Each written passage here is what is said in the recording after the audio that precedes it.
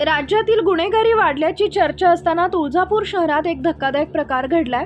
येथील एका पोलीस कॉन्स्टेबलच्या मुलीनं छेडछाडीला कंटाळून आत्महत्या केल्याची घटना समोर आली आहे। प्राथमिक माहितीनुसार तुळजापूर शहरातील पोलीस क्वार्टर एसटी कॉलनीत या अल्पवयीन मुलीनं गळफास घेऊन आत्महत्या केली। सारिका शिकारे असं आत्महत्या करणाऱ्या मुलीचं नाव असून ती पोलीस कर्मचाऱ्याची मुलगी आहे। गेल्या काही महिन्यांपासून ओंकार कांबळे हा तरुण तिला त्रास देत होता। माझ्यावर प्रेम कर, माझ्याशी लग्न कर, नाहीतर सोशल मीडियावर तुझी बदनामी करेन अशी धमकी ओंकार कांबळे यानं सारिकाला दिली होती। तसेच तू माझ्याशी लग्न केलं नाही तर तुला बंदुकीनं मारेन असंही त्यानं सारिकाला धमकावले होते। या सगळ्या त्रासाला कंटाळून सारिका शिकारे हिनं गळफास घेऊन आत्महत्या केली।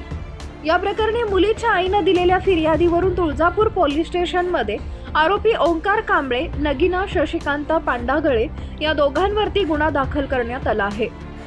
सोशल मीडियावर बंदूक घेऊन दहशत निर्माण करण्याचा प्रयत्न करणारा व्हिडिओ व्हायरल केल्यानं आरोपी ओंकार कांबळेवर पूर्वीचाही गुन्हा दाखल आहे। या प्रकरणी आता पोलीस पुढे काय कारवाई करणार याकडे सर्वांच्या नजरा लागल्यात। सारिका ही निशा शिकारे यांची एकुलती एक मुलगी होती।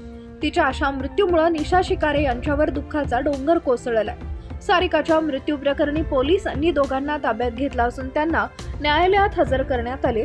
13 जूनपर्यंत दोघांनाही पोलीस कोठडी सुनावण्यात आली आहे।